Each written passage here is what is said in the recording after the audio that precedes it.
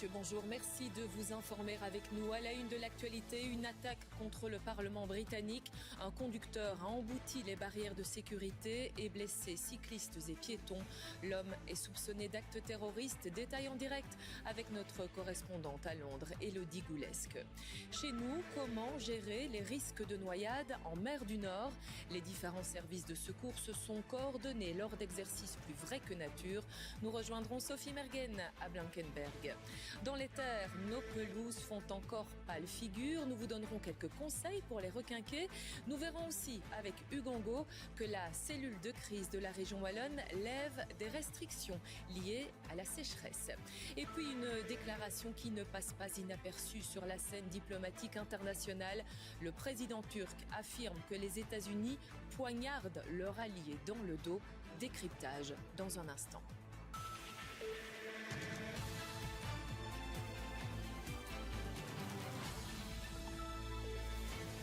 C'est la police antiterroriste qui mène l'enquête sur l'attaque de ce matin contre le Parlement à Londres. Une voiture a percuté les barrières de sécurité. Elle a blessé 2 personnes au moins.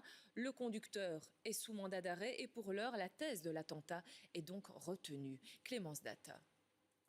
Voici la voiture qui a foncé ce matin sur les grilles de sécurité du Parlement britannique. À son bord, cet homme, le conducteur d'une vingtaine d'années, est arrêté quelques minutes plus tard par la police, lourdement armée. Il est environ 7h40. Je conduisais et j'ai commencé à voir une voiture blanche. Je ne sais pas si elle a foncé dans la barrière, mais beaucoup de fumée a commencé à sortir de la voiture. J'ai immédiatement arrêté le bus et débarqué les passagers. C'est alors que j'ai vu 2 policiers courir vers le Parlement de Westminster. La section antiterroriste de Scotland Yard dirige l'enquête. Le conducteur est soupçonné d'actes terroristes.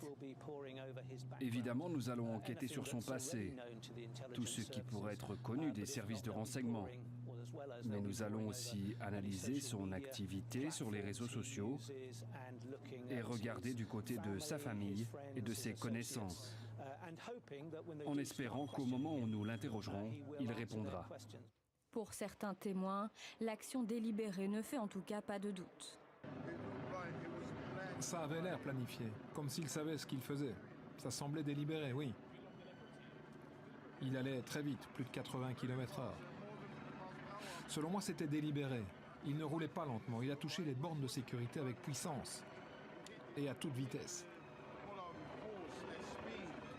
Avant de percuter les barrières de sécurité, la voiture a renversé plusieurs cyclistes et piétons. On dénombre au moins 2 blessés. Aucun n'est en danger de mort. J'ai vu des gens au sol. Je ne sais pas si on leur a demandé de le faire ou si c'était leur réaction de se mettre par terre. Vous savez, nous les Londoniens, on devient habitués à ce type d'événement, malheureusement. Habitué, car en 2017, la capitale britannique a été touchée par 4 attentats, dont un non loin de l'incident d'aujourd'hui. Sur le pont de Westminster, en mars 2017, un homme avait foncé sur la foule avec une voiture avant de poignarder un policier devant le Parlement. Cette attaque avait fait 5 morts. Oui, le quartier de Westminster est toujours bouclé. À Londres, nous rejoignons Élodie Goulesque. Élodie, quels sont les tout derniers éléments de l'enquête ?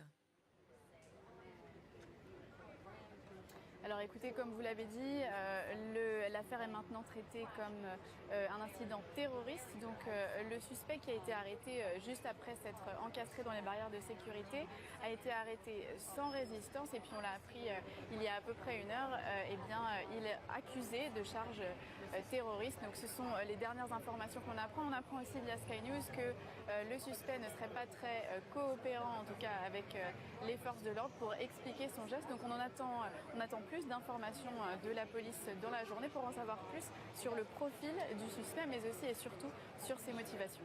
Oui, on l'a dit, cela rappelle l'attentat de mars 2017 sur le pont de Westminster. 5 morts à l'époque, c'est évidemment resté dans les mémoires. Oui, alors c'est certain que les 2 attaques sont assez similaires, heureusement cette fois-ci. L'incident a eu lieu très tôt ce matin, donc il y a peu d'affluence ici à Westminster, vers 7h30 heure de l'incident. Ce qui est assez ironique, entre guillemets, c'est que justement le suspect a fini sa course dans les barrières de sécurité qui avaient été mises en place juste après les attaques qui ont eu lieu donc, en mars dernier. Donc on peut voir que ces nouvelles, pardon, je vais y arriver. On peut dire que les barrières de sécurité ont finalement été plutôt opérationnelles puisqu'elles ont permis de stopper le suspect. En tout cas, ici, les Londoniens continuent tout de même, comme vous l'avez dit dans votre reportage, à vivre. On apprend à vivre avec ça et je voyais tout à l'heure un guide touristique qui disait à ces touristes, alors oui, on ne peut pas accéder à la zone aujourd'hui, mais finalement, vous pouvez apprécier Westminster sans voiture et dans un calme plutôt inhabituel. Merci à vous, Élodie Goulesque, notre correspondante à Londres. Dans l'actualité, toujours une image très impressionnante. Regardez à l'arrière-plan de l'image qui va suivre, le viaduc de l'autoroute A10 à Gênes, en Italie. Toute une portion, plusieurs dizaines de mètres du viaduc se sont écroulés. Alors, y avait-il des véhicules sur ce tronçon au moment de l'effondrement? Pas de réponse pour l'instant. Les services de secours sont évidemment en nombre sur place et ils doivent travailler dans la brume qui envahit les lieux. Alors pour en savoir plus, je vous propose de rejoindre par téléphone notre correspondante en Italie. Il s'agit de Valérie Dupont. Valérie, ce viaduc de l'autoroute A10, c'est un axe très fréquenté. Alors écoutez, ce viaduc, c'est un acte très important, évidemment, surtout en période de vacances, puisque c'est l'autoroute A10 qui relie Gênes à Savona, en Italie. Alors c'est vrai qu'aujourd'hui, c'est peut-être un jour un peu moins fréquenté, puisqu'on est dans le pont du 15 août et que beaucoup d'Italiens sont déjà sur leur lieu de vacances. Mais pour le moment, il est beaucoup trop tôt pour faire un bilan. Les premiers secours parlent d'au moins une dizaine de véhicules qui se trouvaient sur le morceau du viaduc qui est donc tombé et qui se trouvait à 45 mètres de haut. Il faut donc s'imaginer qu'on est à une hauteur très importante. Mais surtout, le problème, c'est que ce viaduc traverse un quartier de Gênes qui est quand même assez peuplé, assez habité. Et il y avait donc certainement des maisons en dessous du viaduc. Donc pour le moment, on est dans le conditionnel, évidemment. On n'en sait pas encore beaucoup plus. Des moyens de secours arrivent de beaucoup de régions d'Italie, de Lombardie, du Piémont, évidemment, et de Ligure, évidemment. Mais c'est vrai que c'est assez impressionnant de savoir que ce pont qui a été construit en 1967, que les Génois appellent le pont de Brooklyn parce qu'il est très long, il fait plus de 1 km de long et il traverse tout un quartier de la ville de Gênes. C'est l'autoroute A10, mais c'est aussi un échangeur d'autoroutes important. Et donc, à savoir que ce pont serait tombé à cause, dit-on, des pluies torrentielles qui sont tombées sur la ville ce matin, c'est assez effrayant. Je vais me diriger vers Gênes et je vous en dirai certainement plus dans les éditions de 19h30. Bien sûr Valérie, et nous en saurons peut-être plus aussi dans le courant de ce journal. Merci à vous Valérie. Je vous propose de revenir à l'actualité en Belgique, actualité plus légère. Les mesures liées à l'état de sécheresse sont assouplies. Nous allons en parler en direct dans un instant. Mais d'abord, un petit coup d'œil sur nos pelouses. Elles respirent avec ces quelques jours de pluie, mais vont-elles retrouver leur belle couleur verte? Quels sont les conseils? Faut-il agir ou attendre? Réponse avec Anne-Catherine Croufer. Ça ressemble à du foin, mais c'est une pelouse, ou plutôt c'était une pelouse. Le propriétaire n'a jamais vu cela en 35 ans. Vous la préférez verte ou brune? Votre avis, verte comme tout le monde. Brune, on ne tombe pas. Oui, c'est encore vrai, ça. Devant le désastre, Roger Jodogne fait appel à un entrepreneur, parc et jardin, car que faire, ou plutôt ne pas faire. Ici, il ne faut plus tondre. Ici, il faut laisser régénérer la pelouse grâce aux pluies, mais il ne pleut pas assez. Il faut la laisser vraiment au calme. Éviter les orgues, parce que les orgues, ça va brûler les jeunes petites pousses qui vont apparaître après les pluies. Ici, la pelouse est relativement vieille. Par contre, si votre pelouse est nouvelle de cette année, c'est plus embêtant. Les jeunes pelouses qui ont été semées au printemps, qui ont germé et puis qui ont fané suite aux sécheresses, là, il va falloir refaire semer, retravailler le terrain. Autre terrain, autre type de sol. Ici, on voit qu'en une semaine de pluie, l'herbe est redevenue plus verte. Elle revit peu à peu. Il ne faut donc pas tondre pour l'instant. Il faut attendre quelques jours, même si les mauvaises herbes prennent le dessus. Malheureusement, oui, c'est ce qui pousse le mieux pour le moment. Alors, est-ce qu'on doit les enlever à la main ou il y a des solutions? Non, la tonte suffira. Après quelques tontes, ça ne repoussera plus. Arroser, c'est inutile. Scarifier la pelouse, c'est encore trop tôt car elle est trop faible. Mieux vaut rester tranquille. La seule chose à faire, c'est peut-être de mettre un engrais face cet arbre pour l'aider encore un peu si elle a un peu du mal encore face cet arbre. Mais normalement, avec l'eau et les tontes, ça redeviendra vert. En conclusion, ne vous inquiétez pas pour vos pelouses. La nature reprendra vite ses droits. Oui, je vous le disais, la cellule de crise de la région wallonne s'est à nouveau réunie avec tous les acteurs qui gèrent la situation de sécheresse. Hugues Angot, bonjour. Parmi les décisions, de bonnes nouvelles, à la fois pour certaines communes et pour les amateurs de kayak aussi. Oui, mais attention à Nathalie, pas d'euphorie. Mais c'est vrai, quelques signaux positifs et au rayon de ces bonnes nouvelles. Eh bien, tout d'abord, les communes qui étaient touchées par des restrictions de consommation. 15 communes étaient touchées. Eh bien, pour 2 d'entre elles, à savoir Floreffe et Ferrières, ces restrictions de consommation sont levées. Une situation qui reste identique pour les 13 autres communes, et cela jusqu'à la fin du mois. Autre bonne nouvelle à vous signaler, elle concerne pour les plus sportifs, les plus aventureux d'entre nous et surtout les exploitants de kayak, puisque 5 tronçons kayakables sur 10 en Belgique sont rouverts. Ça concerne une partie de la Lesse, une partie de la Semois et toute l'Amblève kayakable. Une excellente nouvelle, mais à prendre quand même avec des pincettes, parce que même s'il a plu, le niveau des précipitations est relativement faible, 10 à 40 mm selon les endroits. Donc il faudra suivre la situation au jour le jour. Je vous propose tout de suite d'écouter Paul de Wiel, le directeur du centre de crise sécheresse. À certains endroits, les débits ont remonté, c'est vrai, suite aux précipitations notamment d'hier, mais les jours prochains seront des jours à nouveau plutôt secs, et la semaine prochaine aussi. Donc, cette bouffée d'eau positive va rapidement s'estomper. Ça veut dire qu'on est sûr de pouvoir profiter de 5 tronçons demain, mais peut-être pas les autres jours ? Tout à fait. Donc à partir de demain, oui, il y aura quelques tronçons qui seront rouverts, mais ça ne durera pas fort longtemps. Voilà pour ces propos recueillis par Hugues Angot. Merci à vous, Hugues. Pour la suite, nous mettons le cap sur le littoral. Des hélicoptères et des drones en action. Des secouristes déployés le long de la côte. Branle-bas de combat ce matin à Blankenberg pour un exercice de sauvetage grandeur nature. Objectif, récupérer des vacanciers en détresse. 8 victimes. C'est un cours de jet ski qui tourne mal. Le conducteur a fait un malaise. Plusieurs jeunes sont évacués sur la plage. Si le scénario est fictif, les soins prodigués sont eux très réalistes. D'urgence du personnel sur la plage. Les victimes sont enveloppées dans une couverture de survie pour éviter tout risque d'hypothermie. Ils sont d'abord évacués sur la plage, où ils reçoivent les premiers soins avec le SMUR qui est arrivé entre-temps. Ils sont renvoyés au poste médical et là, le médecin du SMUR décide s'il faut les envoyer vers des hôpitaux.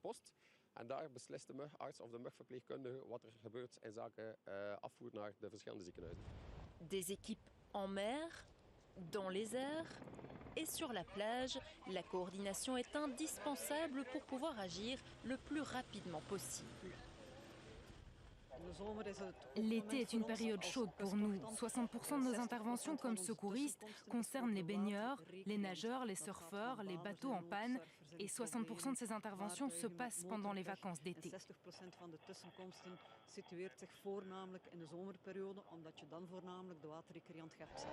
L'occasion de tester l'efficacité des drones qui pourraient à l'avenir aider à repérer les victimes plus vite.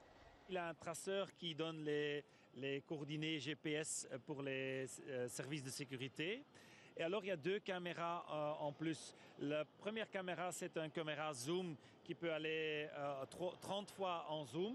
Donc, il peut vraiment filmer des détails. Et l'autre caméra, c'est une caméra thermique qui peut vraiment chercher aussi des gens sur la mer, dans les dunes, ou par exemple des enfants perdus sur la plage. Depuis le mois de janvier, les sauveteurs ont déjà dû intervenir 350 fois à la côte, avec un pic au mois de juillet qui, à lui seul, a attiré 3,5 millions de touristes.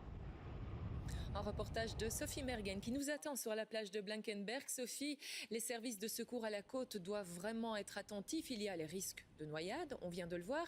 Il y a les escapades imprévues aussi. Oui, il n'y a jamais eu autant d'enfants perdus à la côte. Rien qu'au mois de juillet, 1100 enfants disparus. C'est un record. En un mois, on dépasse le nombre d'enfants disparus en 2 mois d'été l'année dernière. Alors évidemment, ce chiffre exceptionnel est dû à la météo exceptionnelle. Le nombre de touristes est bien plus important que les années précédentes. 20% de touristes en plus en juillet par rapport à l'année dernière. Alors c'est ici, à Blankenberg, ainsi qu'à Ostend, importante que le plus d'enfants ont été signalés disparus. Heureusement, aucun incident majeur. La plupart des enfants ont été retrouvés dans les 10 minutes. Mais enfin, c'est quand même l'occasion d'appeler à la vigilance. Merci à vous Sophie pour ce point donc en direct de Blankenberg. Dans la suite de ce journal, nous embarquerons dans un motorhome grand luxe, une solution de voyage qui séduit de plus en plus de Belges. Et puis vous découvrirez aussi la garde-robe des statues de la Vierge Marie. Celle de l'église Saint-Nicolas à Mons constitue un véritable petit trésor. Et d'abord des relations glaciales entre les États-Unis et la Turquie. Ils sont pourtant alliés au sein de l'OTAN, mais voilà, le président turc impute aux États-Unis la chute brutale de la livre turque. Erdogan parle d'un complot. Vous poignardez votre allié dans le dos, dit-il. Décryptage avec Philippe Antoine. C'est connu, les marchés financiers n'aiment pas l'incertitude et moins encore les tensions diplomatiques. Et les propos tenus hier par le président turc à l'adresse des États-Unis ne vont pas exactement dans le sens de l'apaisement.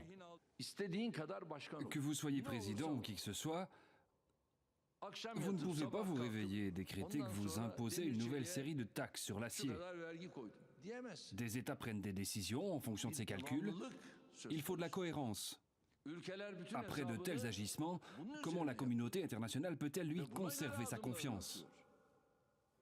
Devant les ambassadeurs turcs réunis à Ankara, le président Erdogan a aussi accusé les Américains d'un coup de poignard dans le dos. D'un côté, vous êtes un partenaire stratégique, de l'autre, vous vous tirez une balle dans le pied. D'un côté, vous êtes notre partenaire stratégique en Afghanistan, quand tous les autres quittent le pays. Notre partenaire stratégique en Somalie, vous êtes notre partenaire stratégique au sein de l'OTAN et de l'autre côté, vous poignardez votre allié dans le dos. Cela est-il acceptable ? Aux yeux du président turc, l'économie de son pays est victime d'un complot politique de la part des Américains qui utilisent l'économie comme une arme. C'est ce qu'il a déclaré ce mardi. Il a aussi dit vouloir appliquer un boycott contre les produits électroniques américains, précisant que si les États-Unis ont des iPhones, il y a des Samsung de l'autre côté. Fin de citation, mais visiblement pas des tensions entre les deux pays. Et puis des nouvelles des 141 migrants à bord de l'Aquarius. Ils sont toujours en errance en Méditerranée à la recherche d'un port d'accueil. Pour l'heure, la présidence française n'a toujours pas pris position sur deux propositions. Celle de la Corse, tout d'abord, celle aussi du port de Sète dans le sud-est de l'Hexagone. Le président du port de Sète, ancien ministre des Transports, a tenté de jouer la carte de l'émotion ou du bon sens. C'est selon, on l'écoute. Dès que j'ai appris ce matin que l'Aquarius était à nouveau en difficulté, qu'il ne pouvait pas accoster ni à Malte ni en Italie, ben je fais savoir que pour ce qui concerne le port de Sète, dont je suis président du port de Sète sud de France, eh bien nous étions prêts. J'attends vraiment que le gouvernement français et le président de la République décide vite de faire une proposition qui honore notre pays. Et puis chez nous, l'arrivée d'une toute première famille au centre fermé de Stenokerzeel ce matin. Je vous rappelle que l'autorisation de détention de famille dans la nouvelle extension avait provoqué une levée de boucliers. Quoi qu'il en soit, l'arrêté royal est entré en vigueur. Stéphanie Lepage, que sait-on exactement de la situation de cette famille en question ?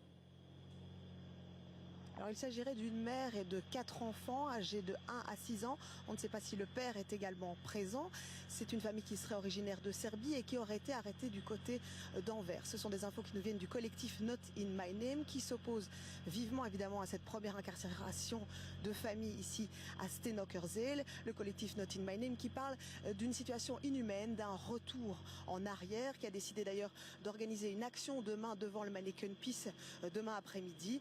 Il rappelle également que que la Belgique avait déjà été condamnée à 3 reprises par la Cour européenne des droits de l'homme entre 2006 et 2011 pour avoir incarcéré des familles.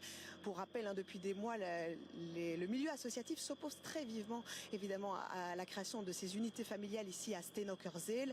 Ces unités familiales qui sont destinées à des familles qui refusent de quitter volontairement le territoire. 5 unités ont été créées pour un budget de 2 millions d'euros. L'arrêté royal qui a permis la mise en place de ces unités rappelle que seules 4 semaines d'enfermement maximum seront permises et qu'il s'agit d'une solution ultime. Néanmoins, on peut s'attendre évidemment dans les prochaines heures, dans les prochains jours, à une levée de bouclier du milieu associatif citoyen qui s'oppose vivement à la présence ici d'une première famille incarcérée à Steenokkerzeel.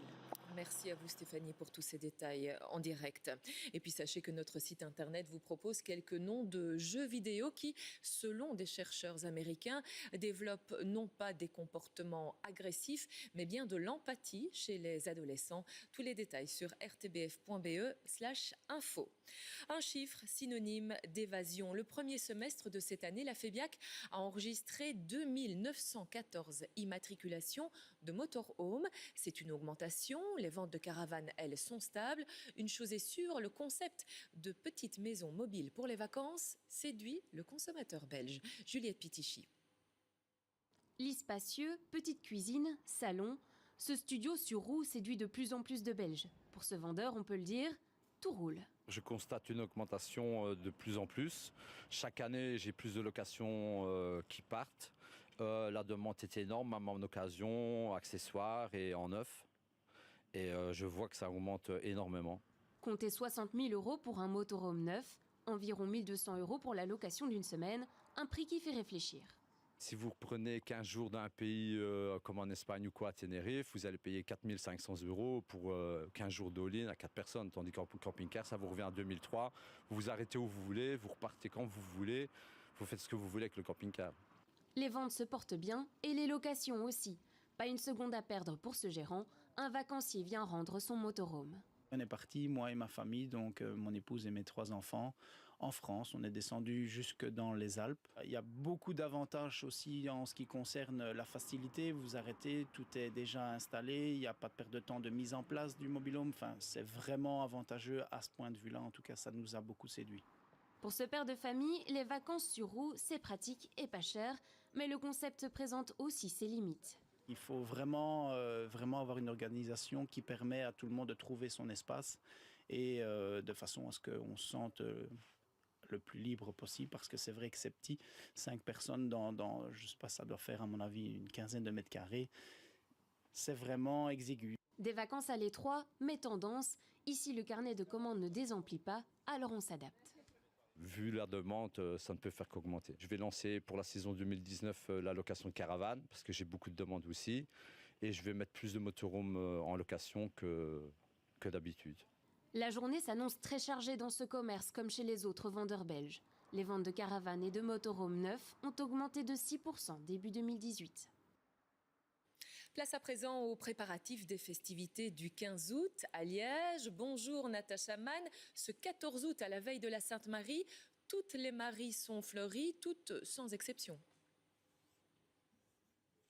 Oui, effectivement, Nathalie, je vous présente derrière moi Marie de la rue Beauregard. Elle s'apprête à être fleurie par le président de la République libre d'Outremeuse. Une tradition ici, plusieurs potales, c'est-à-dire des petites niches dans lesquelles se trouvent des Vierges Marie, sont fleuries. Mais ça, c'est un petit peu la partie anecdotique, car en réalité, ce sont les Maries faites de chair et d'eau qui sont aujourd'hui mises à l'honneur et qui vont recevoir des fleurs. Une quarantaine d'entre elles vont en recevoir des roses. Et juste devant moi, il y a tout un cortège qui attend avec de nombreuses fleurs à la main. C'est une tradition ici. Toutes les Maries qui vont recevoir une fleur vont sans doute en retour donner un petit péquet au président de la République libre d'Outremeuse. Voilà, ça c'est ce qui va se passer dans quelques instants. Tout le monde attend. C'est une tradition ancestrale qui s'est un petit peu perdue et puis qui est revenue dans les années 90. Et comme on dit ici, vive Sainte-Marie. Merci à vous, Natacha. Des maris fêtés aussi à l'église Saint-Nicolas dans le centre de Mons. Il y a là plusieurs statuettes de la Vierge. Et à l'époque, au XVIIe siècle et jusqu'en 1965, elles avaient bon nombre de tenues différentes. Ce véritable petit trésor a été ressorti et il dévoile bien des tendances vestimentaires. On voit cela avec Jennifer Istas. Elles étaient cachées, oubliées depuis plusieurs dizaines d'années, mais ce petit trésor a refait surface en 2015. C'est un inventaire dans l'église Saint-Nicolas qui a permis la découverte de la garde-robe des statues de la Vierge. 75 pièces de taille, de couleurs et aux motifs différents. Une garde-robe variée, même si ces vêtements ne servent plus aujourd'hui dans les églises belges.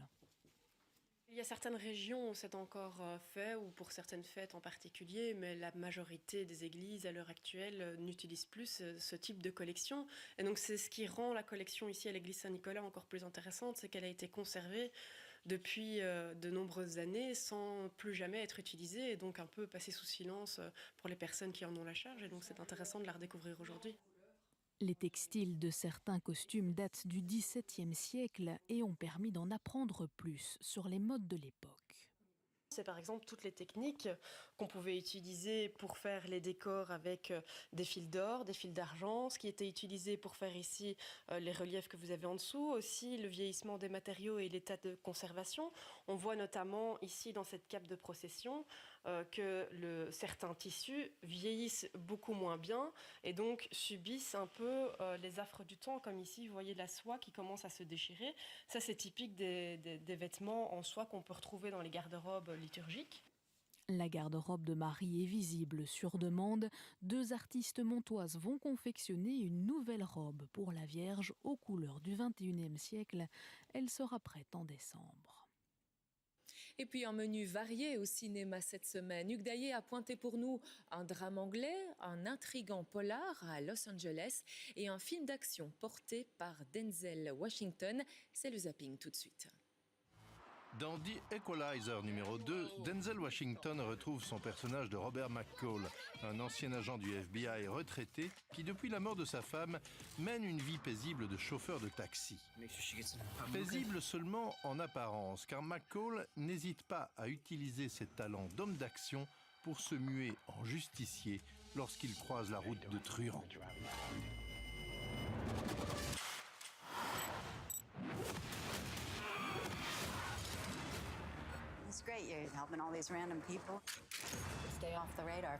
La colère de McCall monte d'un cran lorsque sa vieille complice au FBI est assassinée.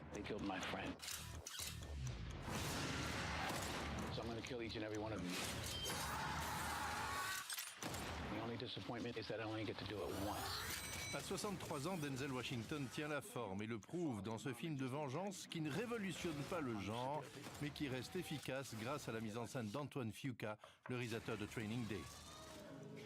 Aux antipodes de ce produit hollywoodien, il y a du cinéma américain indépendant, avec Under the Silver Lake, montré en compétition à Cannes. À Los Angeles, Sam, un jeune oisif, campé par Andrew Garfield, tombe amoureux de sa charmante voisine. Mais quelle n'est pas sa surprise quand elle disparaît du jour au lendemain. Pour Sam, c'est le début d'une véritable enquête qui va lui faire découvrir un monde inconnu à LA. Who moves out in the middle of the night? Nothing strange about it. What? It means stay quiet. It's a hobo code. Information is what we're told it is. Truffé de références à la pop culture, Under the Silver Lake fourmille d'idées originales. Dommage que le film, beaucoup trop long, s'effiloche en cours de route. Enfin, pointons un drame d'amour inspiré d'un roman de Ian McEwan. Dans l'Angleterre bien pensante de 1962, 2 jeunes gens de bonne famille tombent amoureux l'un de l'autre. Mais leur ignorance complète de la sexualité va créer une tension terrible lors de leur nuit de noces. Actually, I'm a little bit scared. For God's sake, Florence, something wrong with you. Cette chronique délicate est portée par Saoirse Ronan, vue déjà cette année dans Lady Bird et sans conteste une des actrices les plus douées d'aujourd'hui. Et nous revenons à l'actualité internationale, actualité dramatique en Italie. Je vous rappelle qu'une partie d'un viaduc de l'autoroute A10 s'est écroulée ce matin à Gênes. Et une première confirmation, des ambulanciers arrivés sur place, il y a des dizaines de morts. Le ministre italien des Transports a évoqué sur Twitter ce qui semble être une immense tragédie, mais le ministre n'a pas avancé de bilan. Le pont s'est effondré alors qu'un violent orage s'abattait sur la région de Gênes. Il faut savoir aussi que ce pont a été construit sur l'autoroute A10 dans les années 1960. Il a connu d'importants travaux de rénovation il y a 2 ans à peine. À l'heure où je vous parle, les services de secours sont en nombre sur place et s'affairent sur les lieux pour extraire d'éventuels survivants. Nous reviendrons bien sûr sur cette actualité en Italie dans nos prochaines éditions. Et nous jetons un coup d'œil sur la météo chez nous pour cet après-midi. Les nuages vont rester nombreux avec de timides éclaircies et un faible risque d'averse, surtout du centre à l'est. Les températures de 20 à 24 degrés. L'info revient sur la une à 19h30 avec le JT en compagnie d'Adjal Habib. D'ici là, pour tout voir ou revoir, rendez-vous sur Ovio. Voilà donc qui referme ce journal. Merci de votre attention. Passez un excellent après-midi. À très bientôt.